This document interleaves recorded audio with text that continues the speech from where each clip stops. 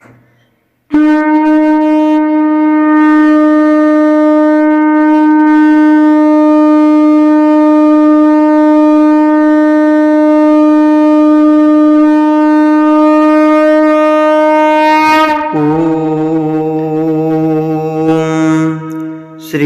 परमात्मने नमः। हरये नमः। श्री गुरुचरणकमलेभ्यो नमः। श्रीमद्भगवद्गीता अथ 10मोऽध्यायः। श्लोक 38, 39, 40, 41 एवं 42। श्लोक 38। दंडो दमयतामस्मि नीतिरस्मि जिगीषताम् मौनं चैवास्मि गुह्यानां ज्ञानं ज्ञानवतामहम्।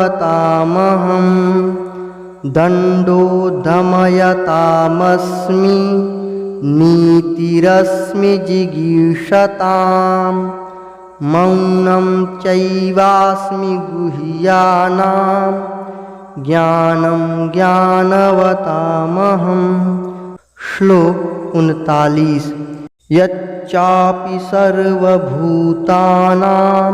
बीजं तदहमर्जुन न तदस्ति विना यत्स्यान् मया भूतं चराचरम्। यच्चापि सर्वभूतानां बीजं तदहमर्जुन न तदस्ति विना यत्स्यान् मया भूतं चराचरम्।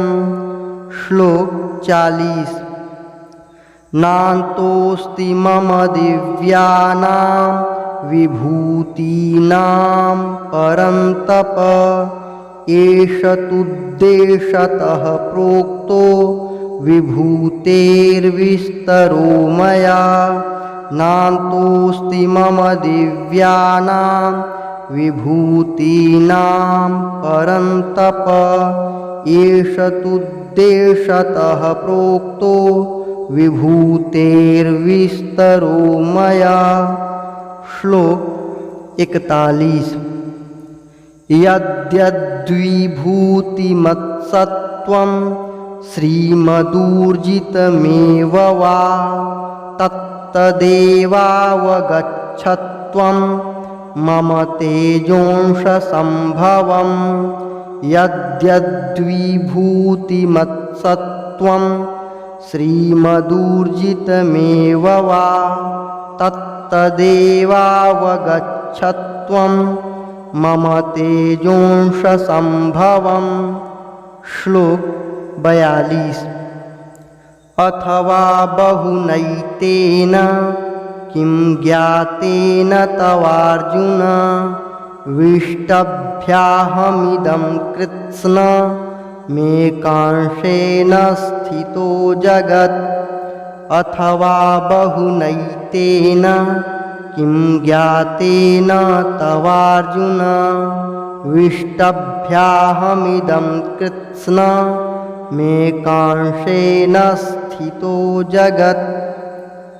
श्लोक 38, 39 अर्थ।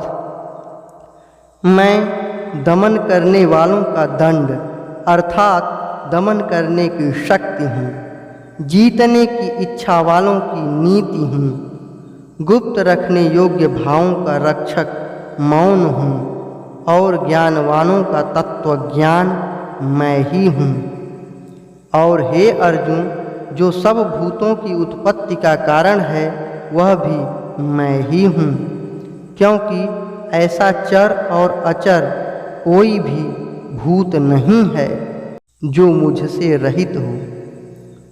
श्लोक 40, 41 अर्थ। हे परंतप, मेरी दिव्य विभूतियों का अंत नहीं है। मैंने अपनी विभूतियों का यह विस्तार तो तेरे लिए एक देश से अर्थात संक्षेप से कहा है।